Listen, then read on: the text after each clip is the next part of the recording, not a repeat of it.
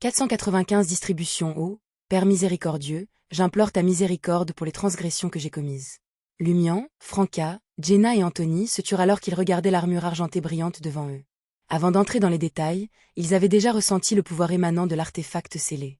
Le bref mais puissant ouragan de lumière qu'il a déclenché était une force mortelle. Même Gardner Martin, un faucheur de séquence 5, était prêt à échanger d'autres objets mystiques contre sa puissance. Cependant, après avoir examiné les informations fournies, leur enthousiasme initial a diminué et ils se sont instinctivement éloignés de l'armure nommée Pride. Dans l'artefact scellé, il y avait un avertissement sévère à l'encre rouge. La malédiction de la trahison provient de l'aversion et de la haine intense d'une divinité avant sa disparition.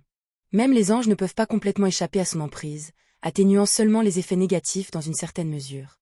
La seule solution est de briser l'armure et de la restaurer à une pure caractéristique de Beyondé. Cependant, cela signifie perdre son caractère unique. Par exemple, la possibilité d'utiliser à nouveau l'ouragan de lumière. En seulement 2 minutes sans délai.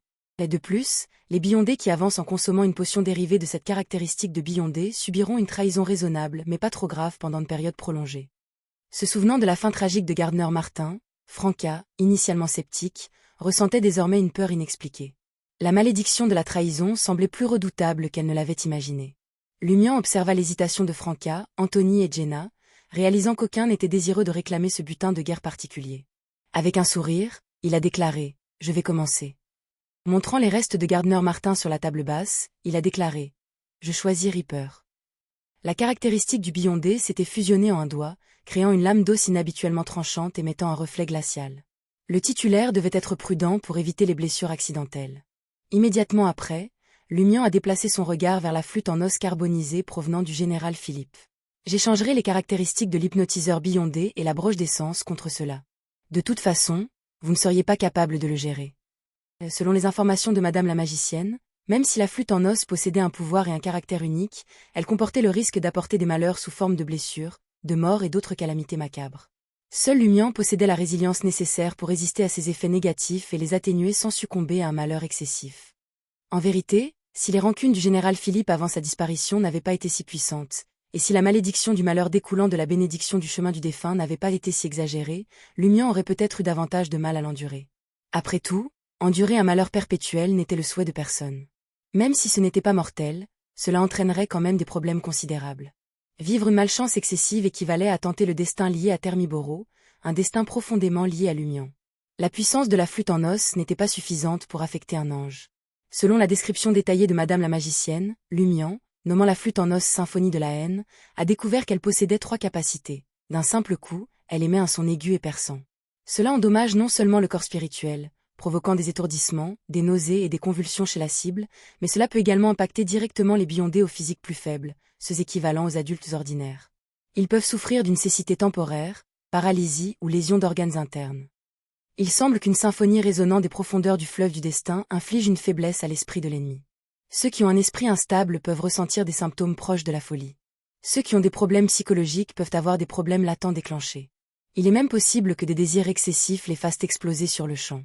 Les personnes souffrant de maladies ou de blessures anciennes seront inévitablement confrontées à de graves conséquences. Les moins fortunés risquent de se retrouver extrêmement malchanceux. Bien entendu, le joueur a besoin de certaines connaissances sur les instruments de musique pour jouer efficacement de la flûte en os. Sinon, ils ne feront que créer du bruit, semblable à l'effet d'un simple coup. Bien que cette flûte en os soit fragile et ne puisse pas être utilisée pour bloquer, partout où elle poignarde équivaut à toucher un point vital. Si elle frappe un véritable point vital, l'ennemi sera soit tué d'un seul coup, soit confronté au sort de la mort sociale pendant une période prolongée. Franca observa Lumian placer le colloïde incolore avec de nombreuses bulles et la broche de Sancy, transformée en ballet écossais, sur la table basse. Elle hocha imperceptiblement la tête. Constatant l'absence d'objection de la part d'Anthony et Jenna, Lumian a sorti un sac en tissu d'un noir profond ressemblant à une pochette pour pièces de monnaie. Il a soigneusement placé la caractéristique Reaper Beyondé et la flûte en os symphonie of Atred à l'intérieur. Fabriqué personnellement par le magicien, c'était un objet de Beyondé dépourvu de caractéristiques.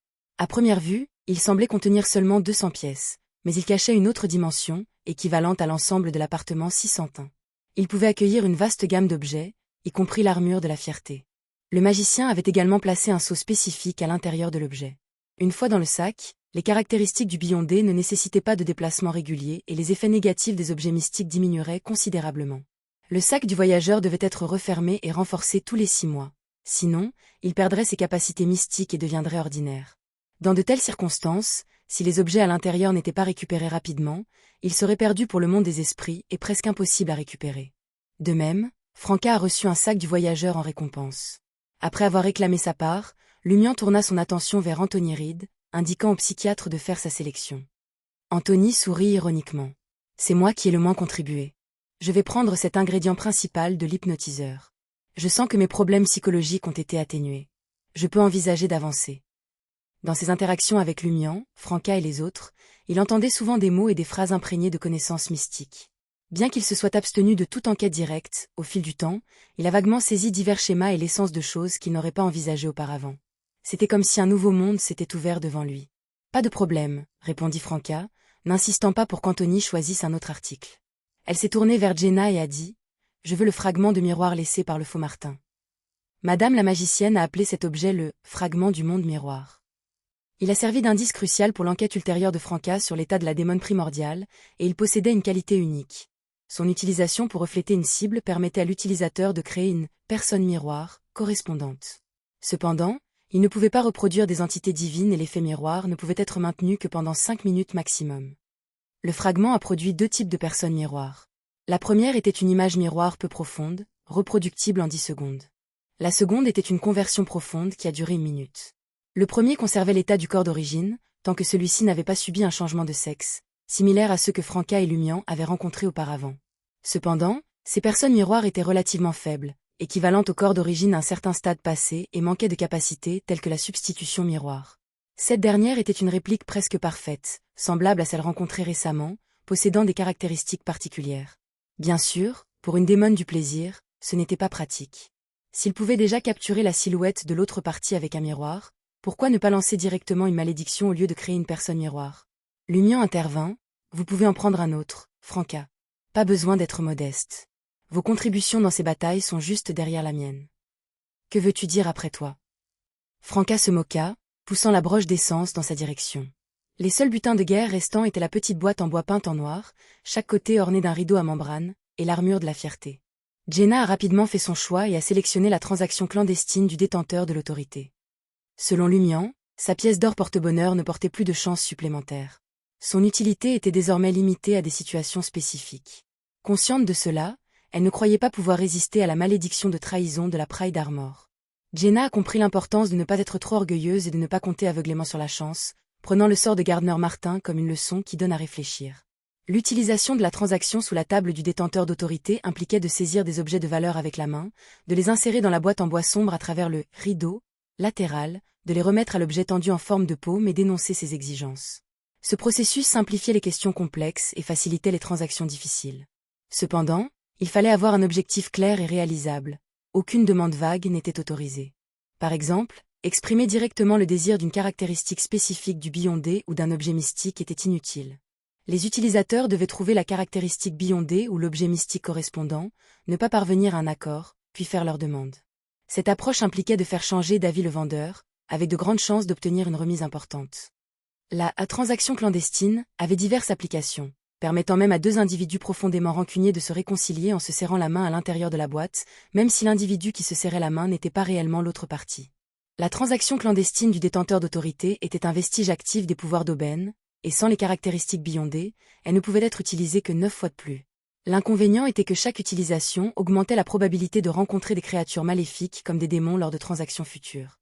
Alors que Jenna rangeait la transaction sous la table du détenteur de l'autorité, Franca sourit et dit « Je souhaite utiliser la broche d'essence pour l'échanger contre la figurine noire de la démone primordiale, ou préfériez-vous remettre à 0 votre dette en échange ?» Suite à la suggestion de Madame Judgment, Franca avait l'intention d'utiliser cette figurine unique pour évaluer la réaction de la secte des démons et potentiellement l'échanger contre la récompense. « C'est le butin de guerre de tout le monde, » répondit Jenna avec confusion. Jenna jeta un coup d'œil à Lumian et Anthony, trouvant le hochement de tête d'accord.